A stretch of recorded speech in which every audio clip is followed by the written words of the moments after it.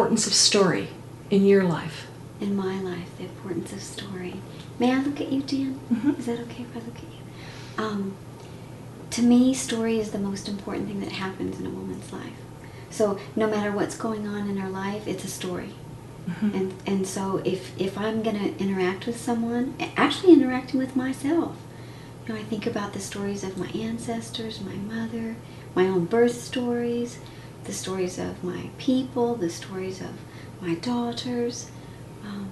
So stories are what keep alive the spirit of the people, and it tells me how I'm going to value what I'm doing and change what I'm doing. Mm-hmm. And is that why you wrote the book, The Power of Women?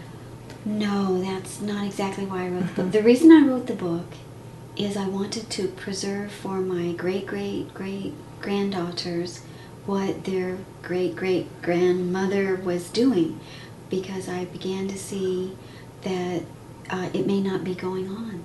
I didn't know. I couldn't tell. So the ways of my people that I knew, they were starting to pass away. And they never even thought about writing them down. It never occurred to them, because it was always passed from one generation to the next generation.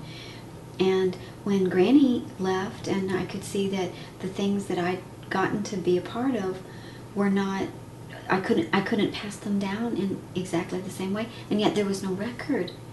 And so if my children couldn't remember it, then it was going to be lost, because I couldn't do it anymore. Our people assumed that people would still be doing. So with regard to birth, I so loved what happened in my life for my daughters and for myself, and I didn't know if it was going to stay alive. So I wanted to tell a story, right? The story, because the story is what's important. There's more power in a story than there is in a fact. In fact, the story is a fact, right? It's the fact of my life, the fact of my people.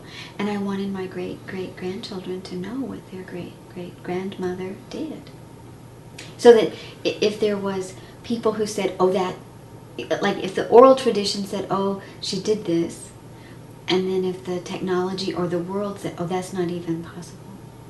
So for example, when I was in Mexico, I would hear story that twins had been born weeks apart, and the prime ministers of health or whatever, they would sort of like nudge us and, oh, those old midwives, they, you know, that's not even possible.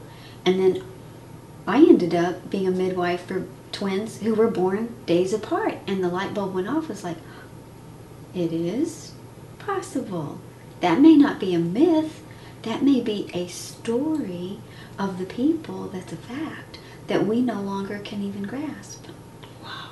So I wanted to write down what is true, so that if someday it seemed like it's not possible, that there would be at least my grandchildren, and now I think many others, who will know, ah, but it was true.